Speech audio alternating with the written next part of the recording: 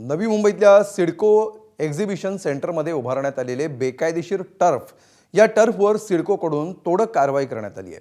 राखीव असलेल्या पार्किंग जागेमध्ये भला मोठा टर्फ उभा करून जागा अडवण्यात आली होती। पार्किंग जागेमध्ये बेकायदेशीर टर्फचं बांधकाम केल्यामुळे वाहनं उभी करायला अडचणी निर्माण होत असल्याच्या तक्रारी सिडको दरबारी गेल्या होत्या।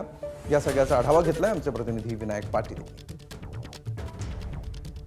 वाशी या ठिकाणी असलेल्या सिडकोच्या एक्झिबिशन सेंटरमध्ये मोठ्या प्रमाणामध्ये बेकायदेशीर टर्फ उभा करण्यात आला होता। आपण समोर पाहता की किती मोठ्या प्रमाणामध्ये हा टर्फ उभा करण्यात आला होता आणि या ठिकाणी ही संपूर्णपणे जागा आहे, ही पार्किंगसाठी जागा आहे। मात्र कुठल्याही प्रकारे सिडकोची परवानगी न घेता या ठिकाणी ठेकेदाराने हा भला मोठा टर्फ उभा केला होता आणि टर्फ उभा केला असताना या ठिकाणी क्रिकेट असेल, फुटबॉल असेल, लॉन टेनिस असेल, असे विविध आहे ते खेळ या ठिकाणी खेळण्यासाठी हे संपूर्ण मैदान हे भाड्याने दिलं जात होतं आणि लाखो रुपये आहेत ते यातनं कमवले जात होते।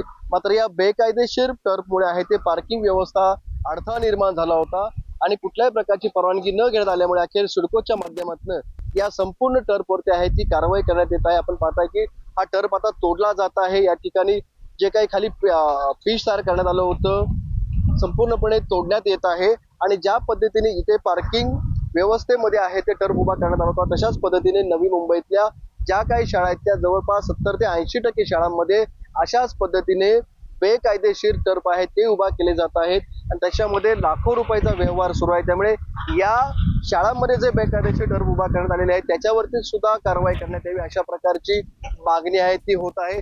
कारण शाळांमध्ये जे टर्फ उभा करण्यात आले त्याच्यामुळे मैदान बंद करण्यात आलेले आणि सर्वसामान्यांना या मैदानावरती खेळता येत नाहीये। त्यामुळे जशी या पार्किंग व्यवस्थेतली टर्फ तोडला तशाच पद्धतीने शाळांमध्ये जे टर्फ उभा आहेत ते सुद्धा तोडण्यात यावे अशी मागणी आता जोर धरू लागलेली आहे। विनायक पाटील, ABP माझा, नवी मुंबई।